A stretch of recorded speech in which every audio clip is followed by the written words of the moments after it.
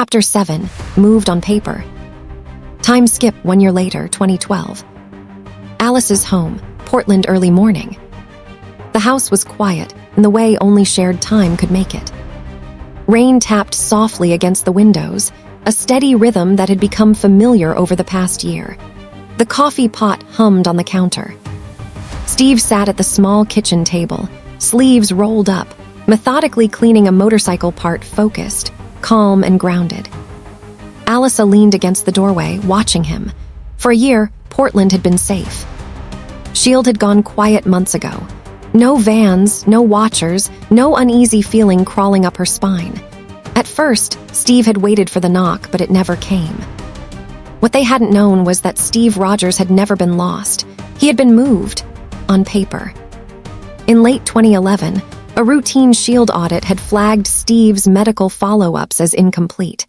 The trail should have led back to New York, then Washington. Instead, the location rerouted. Portland General Hospital. Civilian records archived under trauma recovery. No S.H.I.E.L.D. clearance required. No red flags. A HYDRA asset embedded deep within S.H.I.E.L.D. systems had quietly altered the coordinates. Just enough to send surveillance teams to the wrong city, the wrong block, the wrong life. By the time Fury realized Steve wasn't in D.C., he wasn't gone. He was settled. A knock echoed through the house. It wasn't loud or rushed, but it was deliberate. Alisa froze and Steve looked up instantly. His posture shifted soldier, not civilian. "That's not Monroe," Alisa whispered. "No," Steve agreed quietly. He stood, but Alisa caught his wrist. Her grip was firm, grounding. "Steve." He covered her hand with his own.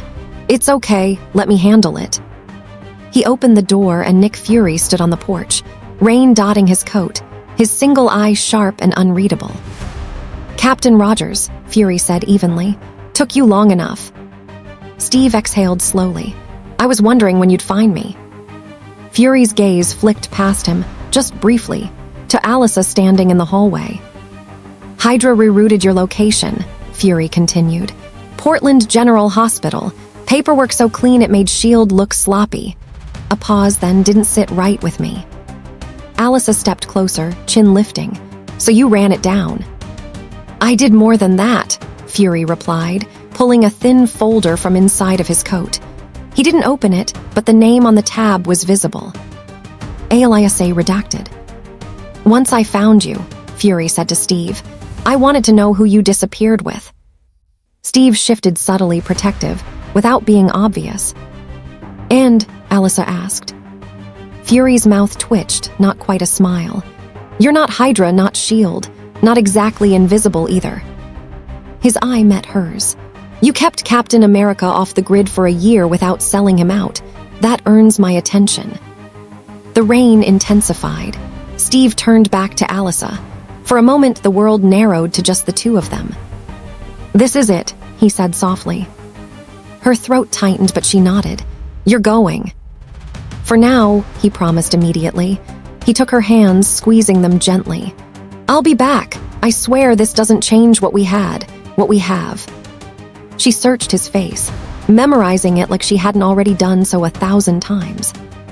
"You better," she said quietly, "because I don't do goodbyes very well." Steve smiled, small, real, and a little broken. He pressed his forehead to hers. "I'll find my way back," he murmured. "I always do." Behind them, Fury cleared his throat. "Touching," he said dryly. "But we should move before someone else figures out what HYDRA tried to hide." Steve straightened, one last look at Alisa before stepping out into the rain. Alisa stood in the doorway, watching until the car disappeared down the street, until Portland felt just a little less safe again. And somewhere in a S.H.I.E.L.D. database, her file quietly shifted from civilian to someone who mattered. Chapter 8, an invitation wrapped in silk. Time skip, Quinjet. S.H.I.E.L.D. Steve's POV. The Quinjet flew above the ocean, and inside, Steve was watching the footage of the Hulk's attack on the army at Culver University. One of the pilots speaks up to Mikaelson. "We're about 40 minutes out from base, sir." Mikaelson removes his headphone, and stands up before walking over to Steve. Steve watching the footage confused. So, this Dr. Banner was trying to replicate the serum that was used on me. Mikaelson nods. A lot of people were. You were the world's first superhero. Banner thought gamma radiation might hold the key to unlocking Erskine's original formula. Steve still watching the footage. Didn't really go his way, did it? Mikaelsson looks at him. Not so much. When he's not that thing, though, the guy's like a Stephen Hawking. Steve looks over to him confused, and Mikaelsson looks at him. Mikaelsson shrugs his shoulders. He's like a smart person. Steve looks away slowly as he nods. Mikaelsson continues to speak. I gotta say, it's an honor to meet you officially. Steve looks back at him, and he does a little smile. Mikaelsson add on. We crossed paths indirectly. I reviewed your file. Steve looked down before standing up and closing the laptop, and walks to the side with Mikaelsson following. Mikaelsson finished off. It's just a huge honor to have you on board. Steve looks at him. Well, I hope I'm the man for the job. Mikaelsson looks at Steve. Oh, you are, absolutely. We've made some modifications to the uniform. I had a little design input. Steve looks confused. The uniform, aren't the stars and stripes a little old-fashioned? Mikaelsson reassures him. With everything that's happening, and the things that are about to come to light, people might just need a little old-fashioned. Steve looks at Mikaelsson before looking away. Scroll. Alisa's POV. Alisa nearly ignored the phone. It buzzed across the coffee table, vibrating against the wood in that impatient, insistent way that suggested was on the other end would not be deterred by silence. She glanced at the screen from where she sat on the couch, one knee pulled up, a blanket half-draped over her legs. Elena. Alisa sighed softly and reached for it. Hey, she said, pressing the phone to her ear after answering. There was a pause on the other end, the faintest hitch of breath, like Elena had been rehearsing this conversation and still hadn't decided where to begin. Hi, Elena said finally, her voice warm but careful. I didn't wake you, did I? Alisa glanced toward the window. Evening light spilled through the curtains, the sky caught somewhere between gold and blue. No, just thinking, she replied, which wasn't untrue. Good, Elena said, and then after another beat, I was hoping I'd catch you. Alisa shifted, her fingers tightening slightly around the phone. Elena didn't call just to chat anymore. Not since Mystic Falls had become what it was. Calls meant updates or warnings, or invitations that came with strings attached. What's up? Alisa asked. Elena hesitated again, and Alisa could almost picture her on the other end, packing, probably, twisting her fingers together the way she always did when she was nervous. There's an event, Elena said carefully, at the Mikaelsson place. Alisa stilled, that name had weight. It always did. A ball, Elena continued, the word sounding strangely formal in her mouth. Esther is hosting. It's supposed to be civil, fancy suits, gowns, the whole thing. Alisa let out a quiet, humorless breath. Those words don't usually belong in the same sentence as Mikaelsson. I know, Elena said quickly. Believe me, I know, but they're trying to make it look like a peace offering, or at least a ceasefire. Alisa's gaze drifted back to the window. She could already imagine its chandeliers, music drifting through ancient halls, smiles that didn't reach anyone's eyes. Power disguised as elegance. And where do I come into this? She asked. Another pause. Elijah suggested it, Elena admitted. He thought it might help if you were there. That earned a small frown. Alisa leaned back against the couch, tension creeping into her shoulders. Elijah doesn't suggest things lightly, she said. No, Elena agreed softly. And neither do I. I wouldn't ask if I didn't think it mattered. Alisa closed her eyes for a moment. Being asked wasn't the same as being wanted, not truly. It meant being useful. It meant being seen. It meant being a piece on someone else's board. Why me? Alisa asked quietly. Elena's voice softened. Because you don't belong to them, and you don't belong to us either, not in the way they expect. You see things differently. They listen to you. Alisa almost laughed at that, almost. And because you're my sister, Alina added, gentler now, and I want you there with me. That was the part that made Alisa hesitate the most. She exhaled slowly, grounding herself. When is it? This weekend, Alina said. Formal invitation will be delivered. Dramatic, I know. Of course it will be, Alisa muttered. Alina smiled. Alisa could hear it in her voice. You don't have to say yes right now. I just wanted you to hear it from me first. Alisa opened her eyes again after closing them, staring at the fading light outside. A ball hosted by the Mikaelsons wasn't just a party. It was a test, an invitation into something dangerous, wrapped in silk and candlelight. But Alina would be there. All right, Alisa said at last. I'll come. Alina's relief was immediate. Thank you. Don't thank me yet, Alisa replied. If I'm walking into a room full of ancient vampires dressed like royalty, I want to know everything before I step through those doors. Alina laughed softly. Deal. They hung up a moment later, and Alisa set the phone down, her reflection faintly visible on the dark screen. A Mikaelson ball, she had a feeling this wasn't just an invitation. It was a warning. Chapter 9. A summons wrapped in silk. May. Sean POV. Time skip police station. Sean didn't look up immediately when Adaland stepped into his office. The lights were low, the city glowing faintly through the window behind him as he reviewed a file across his desk. He could tell something was different the moment she closed the door, not rushed, not irritated, measured. That alone caught his attention. You're quiet, Sean said at last, lifting his gaze to her. That's rarely a good sign.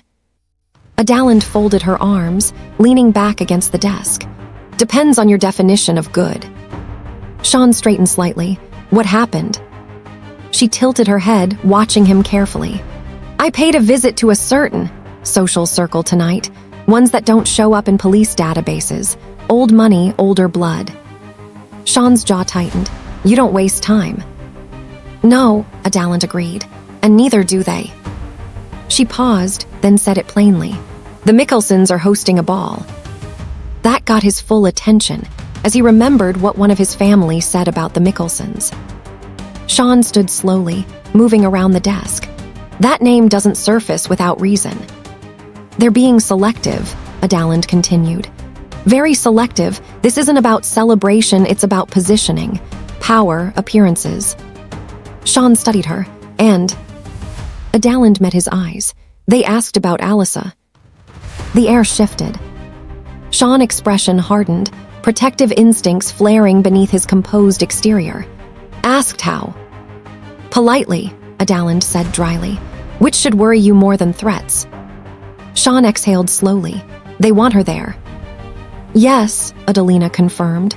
Specifically, not as an accessory, not as someone's date. They asked by name. Silence stretched between them. Elijah's hand is all over this, Sean said quietly.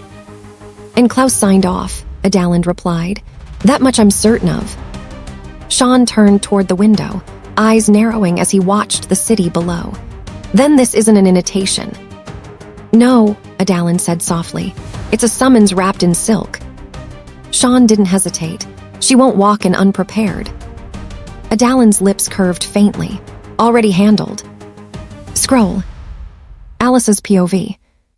Time skip Alisa's house. Alisa knew something was wrong the moment she stepped inside her room. Not danger, not the sharp, immediate kind, but presence. The air felt touched, altered. Her gaze dropped to the bed, and there, laid out with meticulous care, was a dress. Alisa froze. It wasn't just beautiful, it was deliberate. Dark fabric spilled like liquid night across the coverlet, the cut elegant and timeless, something that belonged beneath chandeliers and candlelight, not in a quiet room like hers. The material shimmered subtly when she moved closer, catching the light in a way that felt almost alive. Her breath slowed, but there is no note or card, just the dress. Alisa reached out, fingers brushing the fabric. It was impossibly soft, cool beneath her touch, expensive in a way that didn't need to announce itself. She swallowed as she realized who left it there. Adaland. To Alisa, it wasn't a gift, it was preparation. She straightened, her reflection catching in the mirror across the room, wary eyes, shoulders squared despite the tension curling in her chest. The Mikaelsons hadn't just invited her, they were already planning for her arrival. She exhaled slowly, steadying herself. "If this is a chessboard," she murmured under her breath, "then I'm already being moved." Her gaze returned to the dress, and for the first time since Alina's call, Alisa understood one thing. There was no turning back. Shield. Steve's POV. Time skip, helicarrier.